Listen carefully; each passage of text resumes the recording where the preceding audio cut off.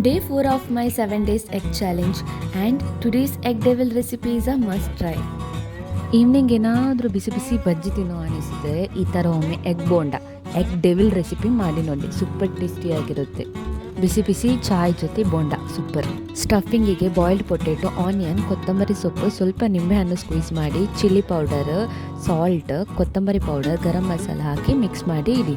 1/2 cup ಆಗೋಷ್ಟು ಕಡಲೆ ಹಿಟ್ಟು ತಗೊಂಡು ಅದಕ್ಕೆ ಸ್ವಲ್ಪ ಸಾಲ್ಟ್ ಆ್ಯಂಡ್ ಜೀರಿಗೆ ಹಾಕಿ ಮಿಕ್ಸ್ ಮಾಡಿ, ಸ್ವಲ್ಪ ನೀರು ಹಾಕಿ ಈ ಬ್ಯಾಟರ್ ಬರೋ ತನಕ ಮಿಕ್ಸ್ ಮಾಡಿ. ಇದು ನೋಡಿ ನೆಕ್ಸ್ಟ್ ಪ್ರೋಸೆಸ್. ಸ್ವಲ್ಪ ಪೊಟೆಟೊ ಬಾಜಿ ತೊಗೊಂಡು ಅದರ ಮೇಲೆ ಮೊಟ್ಟೆ ಇಟ್ಟು ಎಗೇನ್ ಬಾಜಿ ತೊಗೊಂಡು ಹಾಕಿ ಈ ಥರ ಮುಚ್ಚಬೇಕು. ನೋಡಿ, ಗ್ಯಾಪ್ ಇಡಬಾರ್ದು. ನೋಡಿ ಈ ಥರ ಇದೆ.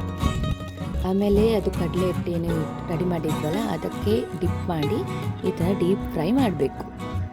ನೋಡಿ, ಮೀಡಿಯಮ್ ಫ್ಲೇಮ್ ಇಟ್ಟು ಕಾಯಿಸ್ಬೇಕು, ಅಂದರೆ ಸರಿಯಾಗಿ ಕುಕ್ ಆಗಬೇಕಲ್ಲ, ಅದಕ್ಕೋಸ್ಕರ ಹೊರಗಡೆಯಿಂದ ಕ್ರಿಸ್ಪಿ ಆಗಬೇಕು.